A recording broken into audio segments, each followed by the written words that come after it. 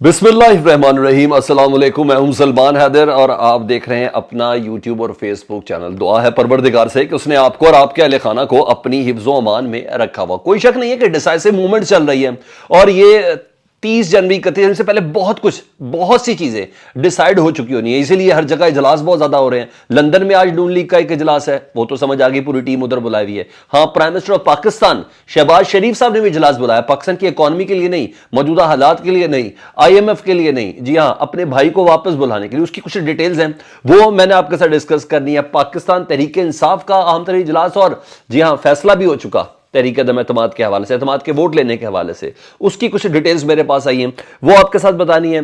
Speaker ने खत लिखा था कल गवर्नर को कि आप असम्बली की तहलील के हवाले से तारीख दें जी, अब नए इलेक्शन के हवाले से। तो जब वो आप लेटर लिखेंगे इलेक्शन कमीशन को तो तभी तो वो तारीख देंगे। उसके सिलसिले में कुछ अपडेट्स है, वो मैंने आपको बतानी। एक और मुशावरती इजलास है इस सिलसिले में, उसकी भी कुछ डिटेल्स हैं। और जमात इस्लामी बेहतर फैसले की तरफ जा रही है, और लेकिन हाँ आगे ज़रूर हर्डल्स होंगी कराची के अंदर, क्योंकि पीपल्स पार्टी के लिए सबसे हैरान कुन नतायज ही जमात इस्लामी ने दिए हैं। तो अगर हम उनके मैंडेट को समझने और समझने की कोशिश करेंगे तो शायद जमात इस्लामी ये अक्सरियत ना ले सकती जो इसका वो दावा कर रही है। कुछ और दीगर चीज़ें, फ़ौज की पेंशन के हवाले से जी अब IMF ने कुछ शराइत रखी हैं, वो भी सारी बता दें। तो सबसे पहले मैं ये फ़ौज की पेंशन के हवाले से आपसे बात करता हूँ जी। IMF ने शर्त रखी है जी कि फ़ौज की जो पेंशन का जो बजट है ना, वो आप वजारत दिफा के अंदर रखें ताकि पूरी दुनिया के सामने आ जाए। और ये बड़ा मामला है, ये तकरीबन 400, जी हाँ, इतना ही के करीब बनता है अरब रुपए। तो इस हिसाब से ये एक शर्त है। और IMF जारी बात है, जिसने पैसे देने तो मुख्तलिफ शर्तें, अगर तेल के हवाले से हैं, अगर गैस के हवाले से हैं, तो उसने अपने पैसों की खपत के हवाले से भी हिसाब किताब रखना है।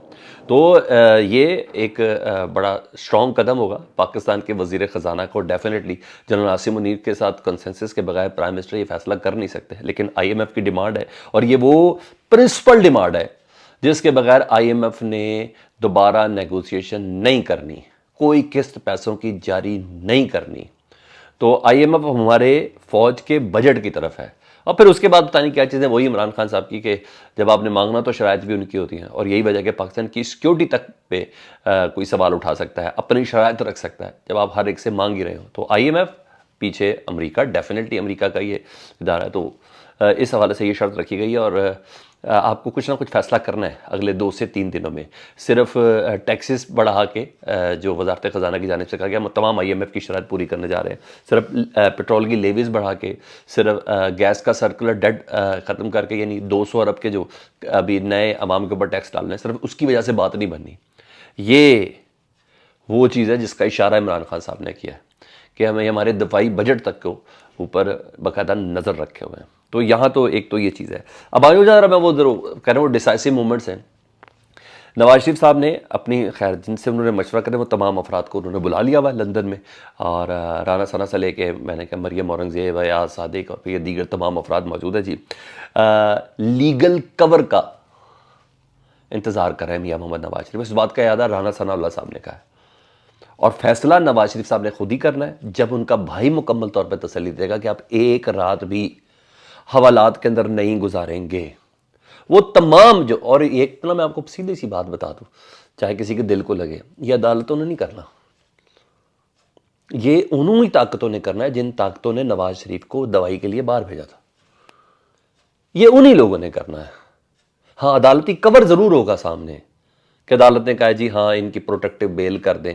जो वो सजा याफ्ता बंदे की प्रोटेक्टिव बेल कौन सी होती है? वो सजा याफ्ता भी है, इश्तियारी भी है, 2 महीने के लिए दवाई लेने के लिए गए थे स्टाम्प के पेपर के ऊपर। तो ये उन्हीं ताकतों ने नवाज शरीफ की वापसी सेंक्शन करनी है, एक रात भी नहीं गुजारेंगे। तो डेफिनेटली शहबाज शरीफ साहब अब बहुत से प्लस माइनस कर रहे होंगे, और उन्होंने बाकायदा तौर पर इस सिलसिले में एक अलग से इजलास भी बुलाया। तो बहरहाल नवाज शरीफ साहब अभी नहीं आ रहे, वो एक लीगल कवर का इंतज़ार कर रहे हैं, और ये लीगल कवर पाकिस्तान की मौजूदा इस्टेब्लिशमेंट ने देना है, लेकिन कवर उसको अदलिया की तरफ से हासिल होगा। तो इस सिलसिले में अहम मुशावरत उधर हुई और हो भी रही है, और बाकायदा हदायत भी जारी कर दी गई हैं प्राइम मिनिस्टर ऑफ पाकिस्तान को भी कि तुमने ये करना है। इसलिए आज प्राइम मिनिस्टर ऑफ पाकिस्तान ने भी अपनी जो कोर टीम है ना, जो बड़े ब्लू ब्लड टीम जिसे कहते हैं, उसका भी इजलास बुलाया कि भाईजान को किस तरह लेके आना है पाकिस्तान, ऐसी क्या चीज़ें हैं जिसकी बिना पर फील्डिंग कौन कौन सी खड़ी करनी है। क्योंकि जिस तरीके से मुझे मक्खन में बाल की तरह निकलना है, मसला तो कोई है नहीं, سلمان شہباز جس طرح نکلے ہیں، آپ یقین جانیں کون کون سا ایسا شخص ہے جو تصویروں کے دانوں پہ ان کے ورد کرتا تھا نا، وہ بھی بلا بھلا کہہ رہا ہے. کیا انصار عباسی لے لیں، کیا آپ جاوید چودھری صاحب لے لیں، جس کا آپ طلعت صاحب کا نام لے لیں، آپ جس کا نام لے لیں، وہ سارے کہہ رہے ہیں یار یہ تو انتہائی ہو گئی. اتنے بھونڈے طریقے سے کیس معاف ہو رہے ہیں، اتنے زبردست طریقے سے کسی میرٹ کے اوپر نہیں لائے بغیر آپ کس طرح ختم کر رہے ہیں. شہباز شریف صاحب ظاہری بات ہے بہت بڑا ایکسکیوز بھی یہی ہے کہ مریم بی بی کے پاس کہ ابو جی انہوں نے اپنے سارے کیسز ختم کرا لیے، اپنے بھی کرا لیے، حمزہ کے بھی کرا لیے، سلمان کے بھی کرا لیے، بہو کے بھی کرا لیے، نصرت آنٹی کے بھی کرا لیے. ابو جی ہمارا کیا قصور ہے؟ رابعہ باجی کے بھی کرا لیے، ہمارا کیا قصور ہے؟ ابو آپ کے کیس نہیں ختم کروائے. تو اب ابو نے ٹارگٹ بھی دے دیا جی، اور اس سلسلے میں آج ایک مشاورت ہے، تو یہ اچھی چیز ہے، دیکھیں کیا ہوتا ہے. لیکن دوسری ایک اور مشاورت بھی ہے، اور وہ جس کا فیصلہ ہوا میں آلریڈی آپ کو بتا چکا ہوں، اور وہ بھی پرائم منسٹر بھی اس سلسلے پہ باقاعدہ مشاورتی اجلاس کے اندر یہ ایک ایجنڈا ہے کہ کل اسپیکر پنجاب اسمبلی نے خط لکھا تھا گورنر کو، اور کہ الیکشن کی تاریخ کا بتائیں. وہ لکھ کے دیں گے گورنر الیکشن کمیشن کو تو تاریخ آئے گی نا. تو ابھی تک 2 ہفتے ہو گئے اسمبلی تحلیل ہوئے، کسی قسم کی کوئی بات ہی نہیں ہو رہی پنجاب کی.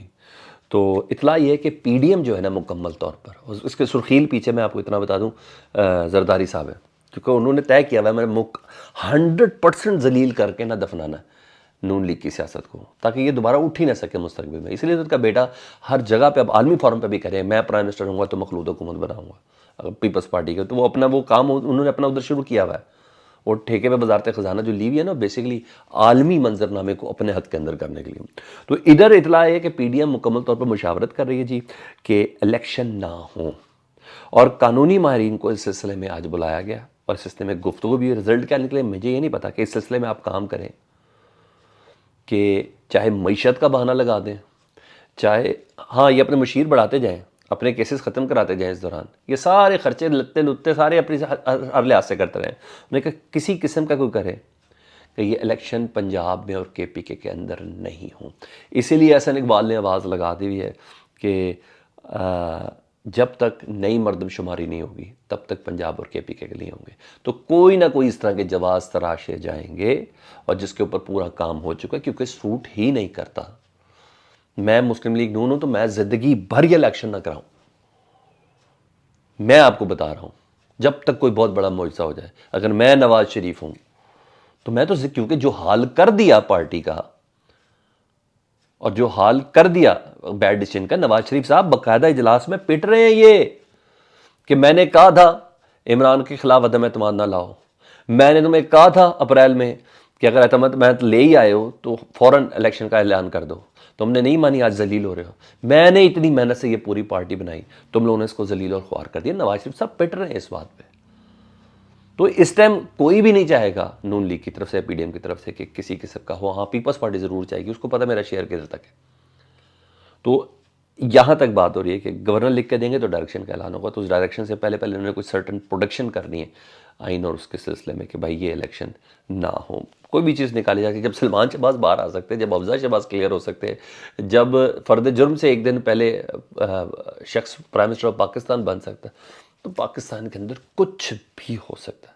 تو کہتے ہیں بلاول صاحب کو جملہ یاد ہے، ویلکم ٹو پرانا پاکستان. یس، اب مجھے سمجھ آ رہی ہے ان تمام چیزوں کی، اور یقیناً آپ کو بھی آ رہی ہے.